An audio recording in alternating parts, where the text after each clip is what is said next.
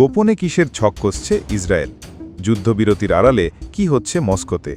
আর এই সবের সঙ্গে ইরান, রাশিয়া ও যুক্তরাষ্ট্র সবাই জড়িত। অবাক লাগছে? তাহলে শুনুন এই প্রতিবেদনের ভেতরের ভয়ঙ্কর তথ্যগুলো, যা ফাঁস করেছে আন্তর্জাতিক গণমাধ্যম। এমন কিছু আলোচনা হয়েছে যা মধ্যপ্রাচ্যের রাজনৈতিক মানচিত্রই পাল্টে দিতে পারে।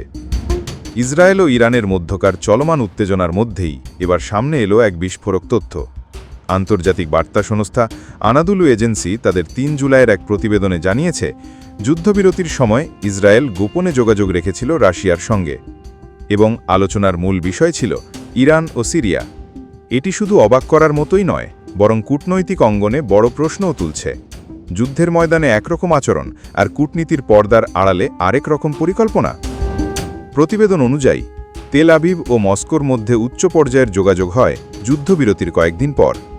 ইসরায়েলের রাষ্ট্রীয় সম্প্রচার সংস্থা কান নিশ্চিত করেছে, ইরান ও সিরিয়া ইস্যুতে একটি সম্ভাব্য সমাধানের জন্যই রাশিয়ার মধ্যস্থতায় আলোচনায় বসে ইসরায়েলি কর্তৃপক্ষ। তবে ঠিক কী নিয়ে আলোচনা হয়েছে সেই বিষয়ে কোনো স্পষ্ট বিবরণ এখনও প্রকাশ করা হয়নি।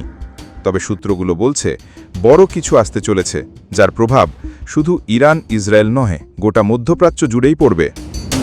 আরও বিস্ময়কর তথ্য হচ্ছে, ইসরায়েল চাইছে ইরানকে কেন্দ্র করে যুক্তরাষ্ট্রের সঙ্গে একটি বড় ধরনের কূটনৈতিক চুক্তি করতে।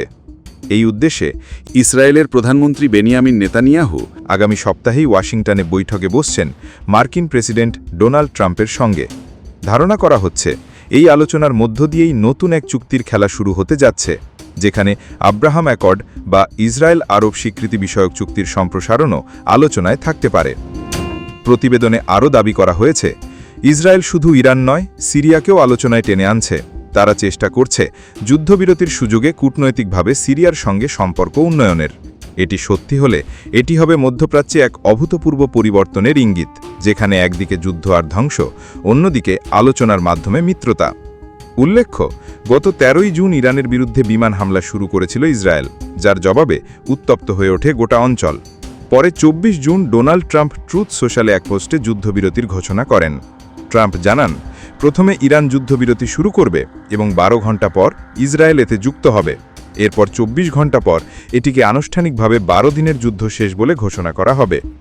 তিনি বলেন, এই যুদ্ধ আরও দীর্ঘ হতে পারত, বছরের পর বছর ধরে চলতে পারত, কিন্তু তা হয়নি।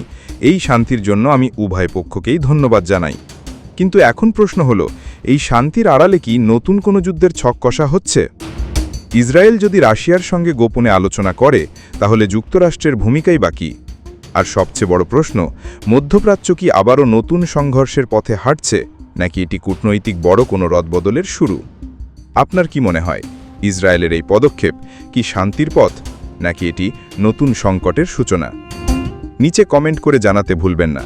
ভিডিওটি শেয়ার করুন বন্ধুদের সঙ্গে, জানতে দিন তাদেরকেও।